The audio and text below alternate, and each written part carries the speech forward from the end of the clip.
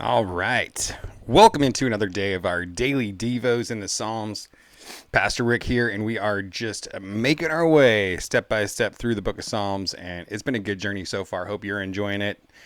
Maybe drop in the comments after you hit the like button just what's been your favorite psalm so far. What's a verse that's been really sticking out to you? What's something that's really encouraged you?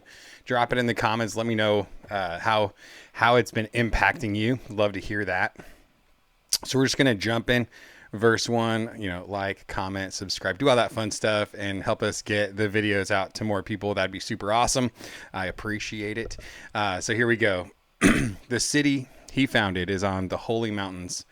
The Lord loves Zion's city gates more than all the dwellings of Jacob. Glorious things are said about you, city of God. I will make a record of those who know me: Rahab, Babylon, Philistia, Tyre, and Cush. Each one was born there, and it will be said of Zion, this one and that one were born in her. The Most High himself will establish her. When he registers the peoples, the Lord will record, this one was born there. Singers and dancers will say, my whole source of joy is in you. And so just talking in this psalm about Zion, about God's holy city, the city of God. And it's like, well, what made Jerusalem, what made Zion, what made it God's holy city? Because here it's even saying that the mountains are holy. Holy mountains, Batman. It's like, what made the mountains holy? What makes Zion special? What's going on here, and what do we do with this? And maybe is there even an application for us for our own lives personally? I think maybe. And so why is Zion special? It's special because God picked it. God chose it. God declared it. And maybe more importantly, he brought his presence there. So now God is omnipresent, so he's present everywhere, but there's a more like special felt presence of God kind of a thing. And he was doing that with Zion and the city gates and the dwelling, So what makes you special if you think you might be, or maybe you don't think you are, maybe you don't think you're special at all. Maybe you don't think you're worth anything at all. Who knows, depending on, what kind of an emotional state you're in. But these mountains are holy. Zion is special because God picked it, God chose it, and then brought his presence there. And I think the same is true for us. We're nothing special. We're nothing awesome other than what God makes us and does in us and through us, because he chooses us and because he brings his presence into us.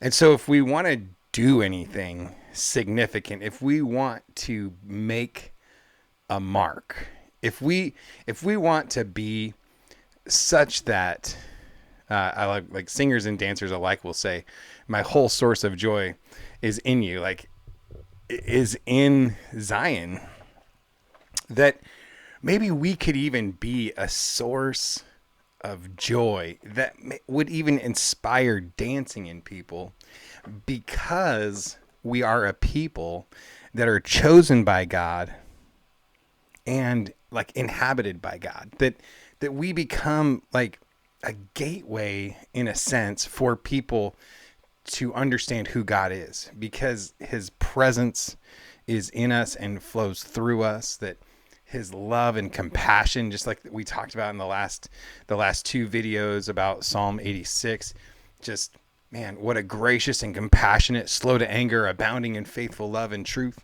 What an amazing God we serve.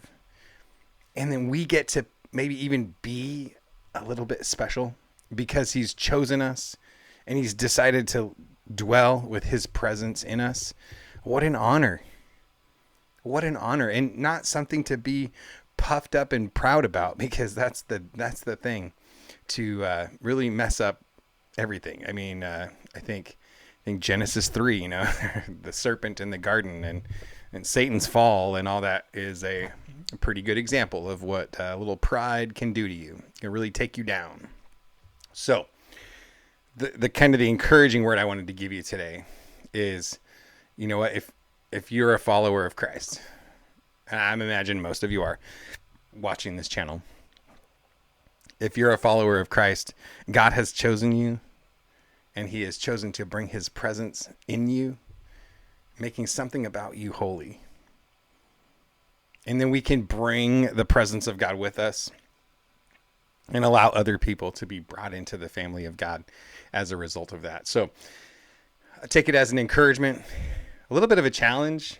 Also, it turns our focus, from what we think we're capable of accomplishing to making sure that we have God's presence, to make sure that we're with God, because without him, we can do nothing. John chapter 15 says, right?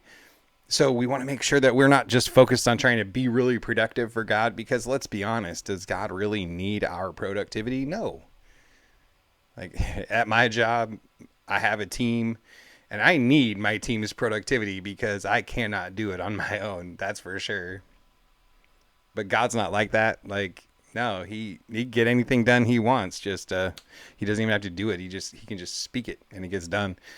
And so we need to not be so obsessed with accomplishing all these things, but we need to be obsessed with God's presence, obsessed with relationship with him, making him the number one above all.